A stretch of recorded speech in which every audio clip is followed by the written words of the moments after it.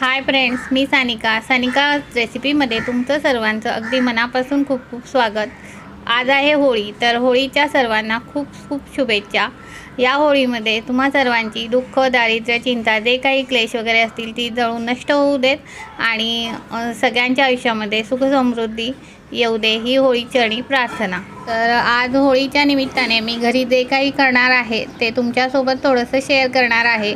म्हणजे घरामध्ये आपण सणाच्या दिवशी काय काय करतो, आपलं कसं असतं रुटीन। तर रुटीन म्हणजे बघा, आता मी स्टॉलवरून आलेली आहे। आता 10:30 वाजून गेलेत सकाळचे आणि मी स्टॉलवर गेली होती। जसं मी परवा मेंदूवड्याच्या व्लॉगमध्ये तुम्हाला सांगितलं की आमचं नाश्त्याचं स्टॉल आहे, तर मी तिथे गेली होती आणि तिथून मी आता आलेली आहे घरी। मुलीने थोडंफार काम करून ठेवलेलं आहे, लादी वगैरे पुसून देवाची भांडी घासून ठेवलेली आहेत आणि आता मी अंघोळ करणार आहे, फ्रेश होणार आहे आणि देवाची पूजा करून मग देवाच्या नैवेद्याच्या तयारीला लागणार आहे। तर जे काही करेन ते तुमच्यासोबत शेअर करेन।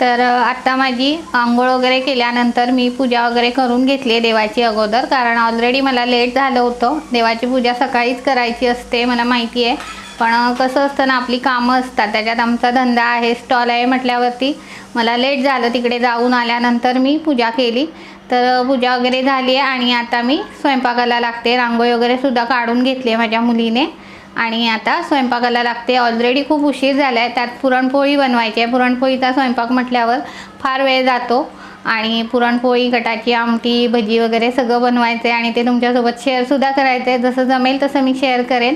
त्यात आहे पुरणपोळीची ऑर्डर, संध्याकाळी पुरणपोळ्यासुद्धा द्यायच्या आहेत। मी मागे एकदा सांगितलं होतं एका ब्लॉगमध्ये की मी ऑर्डर घेते होममेड फूड, म्हणजे घरगुती जे पण आपले पदार्थ असतात महाराष्ट्रीयन ते सर्व मी बनवते। पुरणपोळी, अळूवडी, कोथिंबीर वडी, बाकी जे काही असेल ते रोजचे जेवणाचे टिफिन, याच्या सगळ्याच्या मी ऑर्डर घेते। तर आज पुरणपोळी आणि कटाच्या आमटीची ऑर्डर आहे, तर चला आता आपण स्वयंपाकाला लागूया। तर इथे मी आता सगळ्यात पहिले ही डाळ, पोळ्यांची डाळ आहे, ही मी भिजत घालून गेले होते सकाळी। आता ही मी अगोदर कुकरला लावणार आहे। चांगली भिजली आहे डाळ, 2-3 तास भिजवली तरी चालते, पण आता माझे जास्त झालेत कारण मी सकाळी जातानाच भिजायला घातली होती। तर आता मी याच्या 2 शिट्ट्या करून घेणार आहे कुकरला पहिले। आणि आता कसं पटपट, आता माझ्याकडे वेळ फार कमी आहे आणि कसं मी स्वयंपाक करते तर मी तुम्हाला दाखवते आता। तर इथे पहा, मी माझ्याकडे 4 बर्नरची शेगडी आहे, तर 2 गॅसवरती मी 2 कुकर चढवलेले आहेत। एका छोट्या कुकरमध्ये मी पुरणाची डाळ लावलेली आहे आणि इकडे या मोठा कुकर दिसत आहे त्यामध्ये मी वरणासाठी डाळ, मुगाची डाळ, भात, बटाटे लावलेले आहे। आता मला उशीर झाला आहे, मी जसं म्हटलं तर मी पटपट स्वयंपाक कसा करायचा यासाठी मी असं केलेलं आहे। हे 2 कुकर लावून घेतलेले आहेत आणि आता मी पोळ्यांची कणिक मळून घेणार आहे। तर हे पहा, आपली डाळ शिजून झाली, दोन्ही कुकर झालेत। तर ही मी डाळ निथून पुरण करून घेतलं आणि हे पहा, इथे मी एक पळीभर डाळ काढले आणि वरचं जे पाणी असतं ना कटाचं ते काढलंय आमटीसाठी, कटाच्या आमटीसाठी। आणि इथे आता मसाला तयार करून घेतला आहे आमटीसाठी।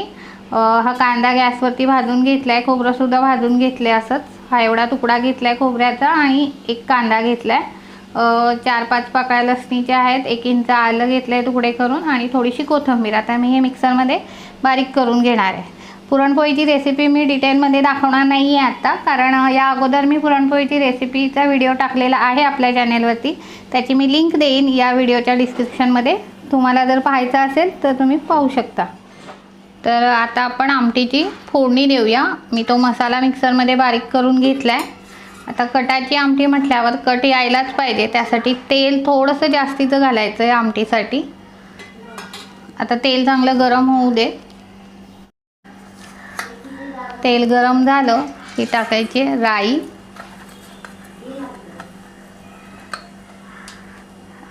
राई तडतडायला लागली की थोडंसं जिरं, आता घालायचं आहे लसूण, कढीपत्ता आणि थोडासा हिंग। आमटीची रेसिपी मी अगोदर दाखवली नव्हती कटाच्या आमटीची, म्हणून मी आता ही रेसिपी दाखवते.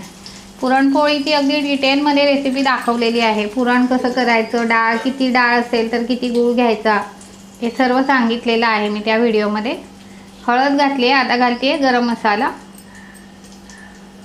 आता घालते 1 चमचा मसाला, 1 चमचा आणि थोडासा घातला आहे मी.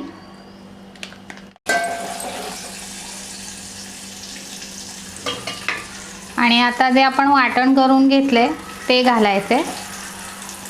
हे गॅसवरती खोबरं कांदा भाजल्यामुळे थोडासा कलर काळपट होतो या वाटणाचा, पण त्याच वाटणाला चव येते या आमटीला, म्हणजे असं कांदा खोबरं भाजून घेतलं की. हा मसाला चांगला परतून घ्यायचा आहे अगदी तेल सुटेपर्यंत. मसाला चांगला परतून झाला आहे. आता आपण यामध्ये घालूया हे जे सर्व पाणी असतं. 1 पळी डाळ काढली होती मी आणि वरचं जे डाळीचं झालेलं पाणी असतं ते, परत आपण पुरण केलं तो टोप धुवून ते पाणी, असं सर्व हे पाणी याच्यामध्ये आता मी ॲड करणार आहे. तर आता याच्यामध्ये मी चवीनुसार मीठ घालणार आहे आणि या आमटीला एक उकळी येऊ देऊया आपण.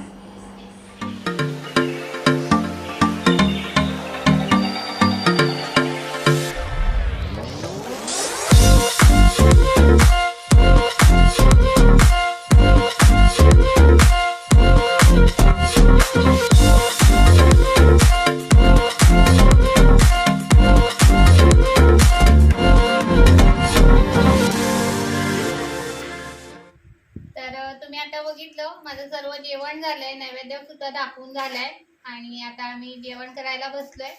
तर तुम्ही सुद्धा या आमच्या सोबत जेवायला. मस्त झालंय कांदा भजी, पुरणपोळी. चला तर मग तुम्ही सुद्धा जेवण करायला या, आम्ही सुद्धा जेवतो.